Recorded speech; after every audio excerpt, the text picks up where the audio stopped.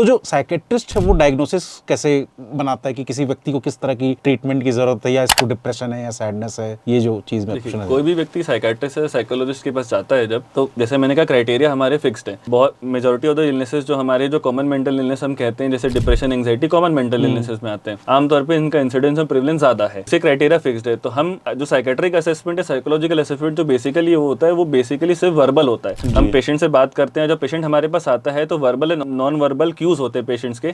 For example non verbal cue का एक example है, अगर आप किसी के पास बैठे हैं, किसी व्यक्ति के पास बैठे हैं, किसी ग्रुप में बैठे हैं, अगर आपको उस ग्रुप में या उस पर्सन के साथ बैठी हुई बातें में इंटरेस्टिंग नहीं लग रही है, तो व्हाट यू वुड डू, या तो आप अपने पैर को फोल्ड कर लेंगे, एक पैर के ऊपर एक पैर रख लेंगे। तो जिस पर्सन के लिए आपको उस समय इंटरेस्ट नहीं, या फिर उससे आप इंटरेक्ट नहीं करना चाहते, तो आपका जो पैर जो ऊपर आता है उसके जो अपोजिट बैठा है उससे आप इंटरेक्ट नहीं करना चाहेंगे, ये एक नॉन वर्बल क्यू है। या फिर आप दोनों हाथ फोल्ड करके पीछे से बैठ जाएंगे, तो वो एक नॉन वर्बल क्यू होता है। तो ऐसे बहुत सारे क्यूज होते हैं जो हम अपनी ट्रेनिंग में, जो हमारी एमडी ट्रेनिंग होती है, जी। उसमें हम सीखते हैं। हम, और क्योंकि एमडी ट्रेनिंग में then we see patients also, हम पेशेंट्स में भी सीखते हैं, हमारी जो ट्रेनिंग होती है। तो उसमें बिकॉज प्रैक्टिस इतनी हो जाती है, जब पेशेंट आता है हम बात करते हैं, हम बात उनसे ऐसे ही करते हैं कि हम डायरेक्टली क्वेश्चन आंसर नहीं कर रहे हैं कि क्या आपका मूड खराब है, क्या आप 2 हफ्ते से प्रॉब्लम है आपको, हम ऐसा नहीं करते।